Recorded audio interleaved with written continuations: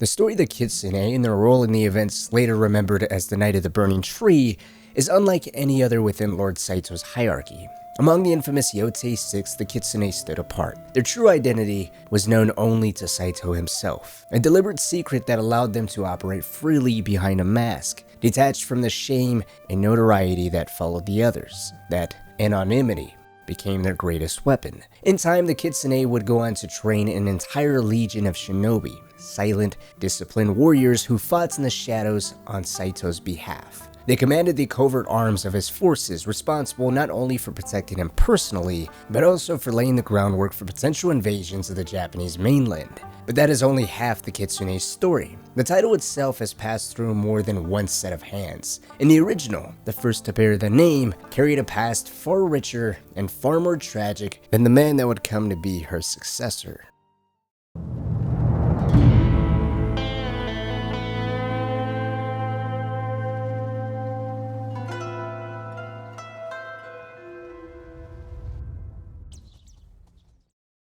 For those who've played the game, it's no secret that the well-known and often fawned over shamisen player Oyuki is the original Kitsune. So this isn't a story of uncovering her identity, but rather of recontextualizing it, understanding the circumstances, choices, and burdens that shaped who she became, and the position she was ultimately placed in. When Atsu learns the truth of Oyuki's role in that fateful night, Oyuki reveals that her family once served Clan Saito back on the Japanese mainland. By day, she was known simply as the innkeeper's daughter. By night, she carried on her family's hidden legacy, masters of stealth and deception, trained in the old ways of the shinobi. In her own words, she always lived behind masks. That duality followed her north. On the island of Ezo, in the quiet heights of Teshio Ridge, she assumed yet another mask, this time as a humble, talented shamisen player. It was the perfect disguise. Through charm and subtlety, she moved freely between the Matsumai and their clients, earning trust, access, and even influence,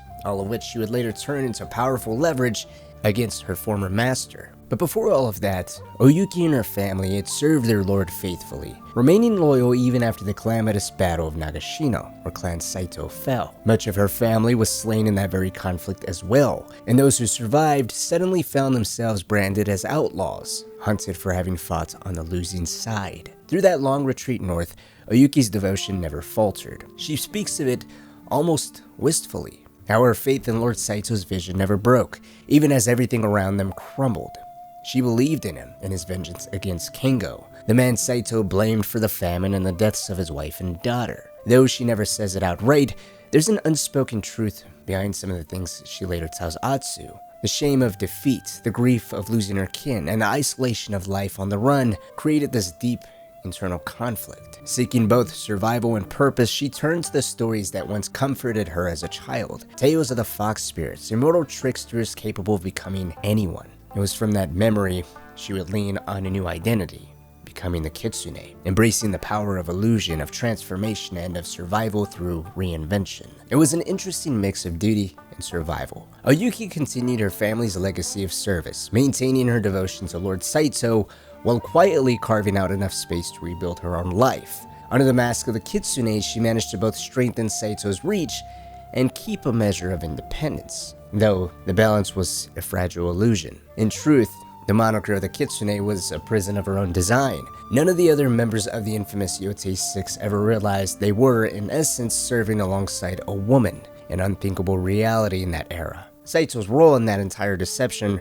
is one that appears to allow him a way out. According to Oyuki, Lord Saito had always known she was in fact a woman. That knowledge and his decision to pretend otherwise, had Oyuki betrayed herself, reveals just how calculated his cruelty truly was. His actions the night Atsu's family was murdered made that much clear. Among the Yotei 6, Oyuki was the only one to show even a glimmer of compassion or remorse. When Saito ordered her to hand over Atsu, she made a choice that would change everything. Instead of obeying, she cut the girl's restraints and whispered for her to run. It was an act of mercy that Saito would never forgive. As he witnessed her defiance, Saito used the moment to reassert his power and exploit the secret that he and Oyuki had been keeping. In front of the other Yotei 6 members, he branded Oyuki with Kengo's own swordsmithing tools. She was forced to hold back her screams, not out of any form of pride or continued defiance, but purely out of fear. because if even a single sound betrayed her identity, her life would have ended before the iron that burned her cooled. The other members wouldn't have seen her as one of them, but as an abomination, a woman hidden among warriors. And in that world, such a revelation could only end one way: execution or exile. At least those would have been the simplest outcomes, the quickest and easiest for her as well. For a clan already disgraced after Nagashino, another scandal would have been fatal. The knowledge that a woman had stood among them as an equal would have erased the last shred of honor Saito's name still carried. But those men, Saito's sons, cruel and unquestioning, and the snake, a violent drunk, were capable of far worse than death.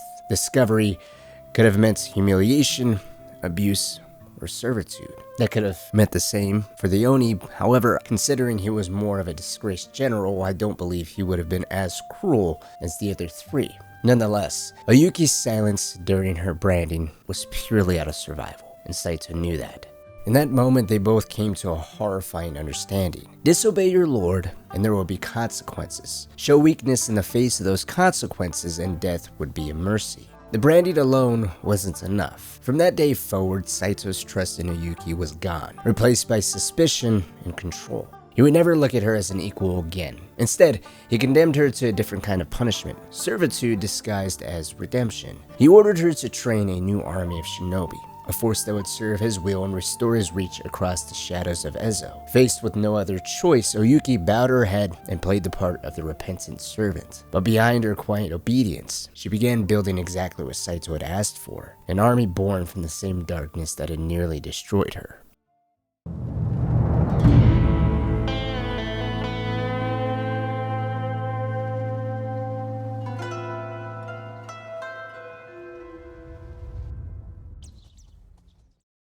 The army Oyuki built for Saito would be known as the Nine Tails, carrying the same fox-like identity as their leader, the Kitsune. She would train them the way her family had trained for generations, through patience, silence, and precision. Some lessons were direct, others only understood after failure, but every one of them carried her family's mark. She taught them how to listen, really listen, to pick out the smallest sounds, the creak of armor, the shift of a foot in wet soil, and how to utilize all of that. She trained them on how to properly set up traps in places no one would expect, how to wait without being seen. One rule she drilled into them was deviously simple, but no less effective. When fighting in groups, never attack your opponent all at once. The intention behind this was to tire your opponent out first. Make them waste their strength before you utilize your own. There were smaller lessons as well, things most people wouldn't think twice about. At one point in the story, she discovers a map hidden in the shoe of one of her traitorous shinobi, a trick she said she would have used herself during her travels as a shamisen player, hiding her lyrics in her soul so no one could steal them and they were easily accessible for her. It was small, but it said everything about how she thought. Every piece of her life, even the quiet little details that you wouldn't think twice about,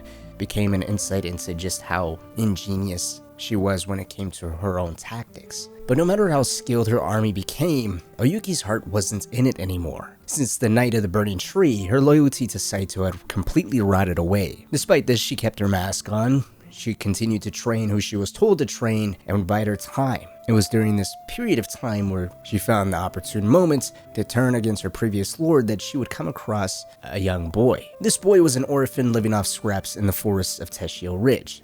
Abandoned quite young, he was left to figure the world out on his own. Oyuki would come to take pity on the young boy, show him how to find herbs, how to make medicine from what little he had, and how to become even a better forager, despite him already showing a natural skill at it. Now initially, she hadn't planned on keeping him around, or even recruiting him into becoming a Nine Tails, but the boy wouldn't leave. He wanted to learn everything, and something about his persistence made her begin to see him differently.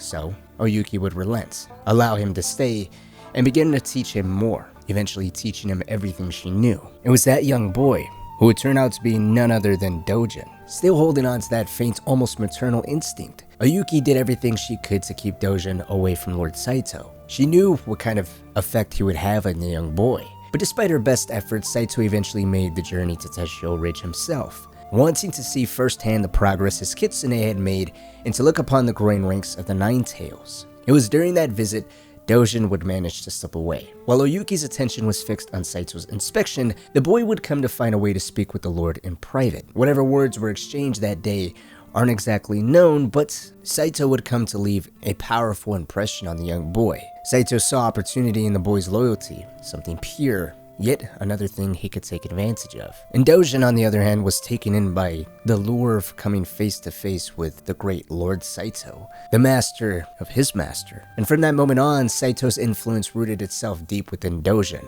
It was a mistake Oyuki never saw coming. When the time finally came for her to share the truth, the pain, the betrayal, everything Saito had ever done to her, she expected Dojin to understand, to stand with her, to feel a sense of loyalty to his immediate master, considering she was the one that took him in and taught him everything he effectively knew. But to her horror, the boy she'd raised wasn't hers anymore. Instead of empathy, she was met with another cruelty of Saito's making. Dojin would turn on her. Falling victim to his own admiration for Saito, Dojin didn't just turn on Oyuki, he replaced her. He took her title, her army, and her identity as the Kitsune. Under Saito's influence, he painted her as a bitter, jealous woman envious of her lord's power. And the very soldiers she trained cast her out, allowing Dojin to swoop in and overtake command of the Nine Tails. Even then, he knew his position was fragile. Dojin didn't earn it through skill or strength, but through deceit. And so, to protect himself, he created a coded system of communication only he and the new order of the Nine Tails underneath him could read, effectively cutting Oyuki out from the network she built. Yet this still wasn't enough. Dojin never dared to face Oyuki directly. Deep down, he knew that if it came to a real fight, she would likely win. And so, what followed was a quiet game of cat and mouse. Oyuki would try to track him down,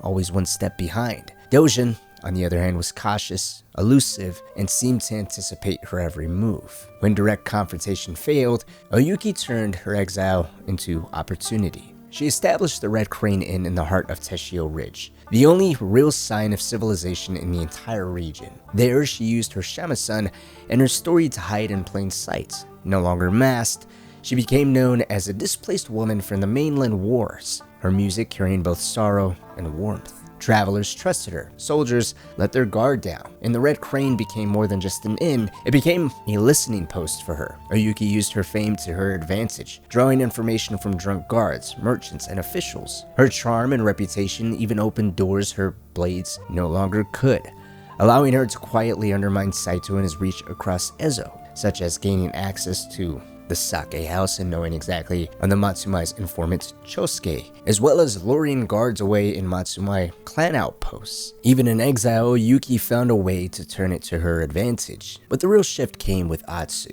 Through her, Oyuki finally found an ally she could trust, someone with the strength and resolve to do what she couldn't do alone, bring down the Kitsune's legacy, and the remaining Yotei 6 to their knees. With her skill as both a warrior and a master of information, combined with her deep understanding of poisons, Oyuki's help would prove invaluable to Atsu. Without her, bringing down Lord Saito, let alone Dojin, might have been impossible. The Nine Tails had been built on Oyuki's teachings, her systems, her own discipline. She knew every weakness they had because she designed them. When she took Atsu under her wing, Oyuki didn't just train her as yet another assassin, but taught her how to survive against the very tactics Dojin was now implementing. Knowing his fondness for wolfsbane, Oyuki showed Atsu how to recognize it, how to dull its effects naturally, and in the worst case, provide the antidote she carried.